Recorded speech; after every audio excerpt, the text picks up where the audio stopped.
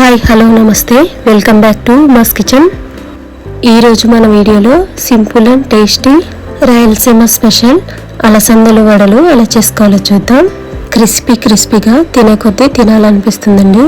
ఈ అలసంద వడలు నాన్ వెజ్ కర్రీలో కానీ స్నాక్స్గా కూడా చాలా బాగుంటాయండి. ఇక ఆలస్యం చేయకుండా వీడియోలోకి వెళ్ళి ఎలా తయారు చేసుకోవాలో చూసేద్దాం.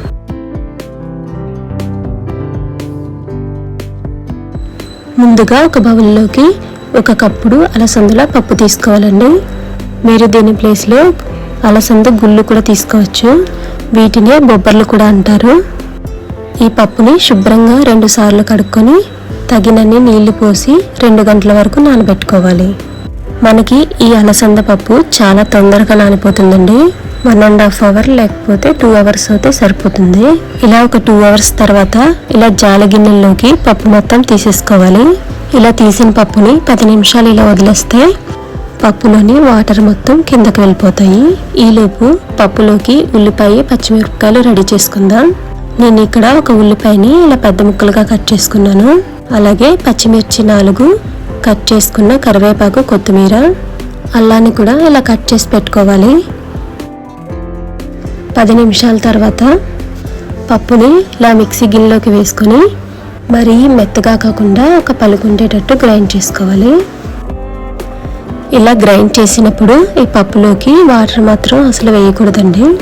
అలాగే ముందుగా రెడీ చేసి పెట్టుకున్న పచ్చిమిరపకాయలు, అల్లాన్ని, ఉల్లిపాయ ముక్కలు కూడా వేసుకోవాలి. ఇలా 2 పల్సులు ఇస్తూ మధ్యలో పప్పుని ఇలా కదుపుకుంటూ ఉండాలి. అప్పుడు వాటర్ వేయకుండానే పప్పు మెత్తగా అవుతుంది. కొంచెం వాటర్ వేసినా కూడా వడలకి ఆయిల్ పీల్చేసి అసలు బాగోవండి. ఈ విధంగా పప్పుని మిక్సీ పెట్టిన తర్వాత ఒక గిన్నెలోకి తీసుకోవాలి. ఇప్పుడు ఇందులోకి కట్ చేసుకున్న కరివేపాకు, కొత్తిమీర, ఇప్పుడు రుచికి తగినంత ఉప్పు, 1/2 స్పూన్ జీలకర్ర వేసుకోవాలి. ఇప్పుడు వీటిని బాగా కలిసేటట్టు కలుపుకోవాలి. పిండి కన్సిస్టెన్సీ చూడండి, ఈ విధంగా గట్టిగా ఉండాలి. ఇలా వడ చేస్తే చక్కగా రావాలన్నమాట.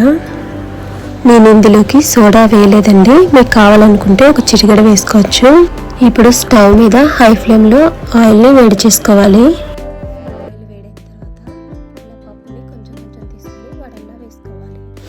ఆయిల్ అనేది వేడిగా ఉండాలండి.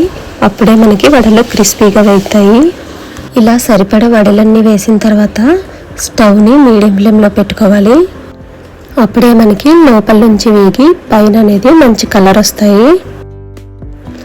ఇలా ఒక సైడ్ వేగిన తర్వాత నిదానంగా 2వ సైడ్ కూడా తిప్పుకొని మంచి కలర్ వచ్చే వరకు వేయించుకోవాలి. ఈ అలసంద వడలు ఎక్కువ టైం పట్టదండి, చాలా తొందరగానే వేగిపోతాయి. అలాగే మనకి ఆయిల్ కూడా ఎక్కువ పీల్చవండి. చూసారా ఎలా మంచి కలర్ వచ్చిందో? ఇలా వడలన్నీ మంచి కలర్ వచ్చే వరకు వేయించుకుంటే సరిపోతుంది. వీటిని ఎటువంటి టిష్యూ పేపర్లో కూడా వేయాల్సిన అవసరం లేదండి. అసలు ఆయిల్ అనేది ఉండదు. ఇలా ఒక ప్లేట్లోకి తీసేసుకుని వేడివేడిగా తింటే చాలా బాగుంటాయి. ఎప్పుడైనా స్పెషల్గా చేసుకోవాలనుకున్నా, సాయంకాలం పూట స్నాక్స్గా చేసుకోవాలనుకున్నా చాలా బాగుంటాయి. అంతేనండి, క్రిస్పీగా టేస్టీగా ఉండే అలసందల వడలు రెడీ అయిపోయినాయి. టేస్ట్ అయితే చాలా బాగుంటుంది. మీరు కూడా ఈ రెసిపీని తప్పకుండా ట్రై చేయండి. అంతేనండి, వీడియో నచ్చినట్టయితే లైక్ చేసి కామెంట్ చేయండి. మరిన్ని ఇలాంటి హెల్దీ అండ్ టేస్టీ రెసిపీస్ కోసం ఉమాస్ కిచెన్ ఛానల్ సబ్స్క్రైబ్ చేసుకోండి. Thank you.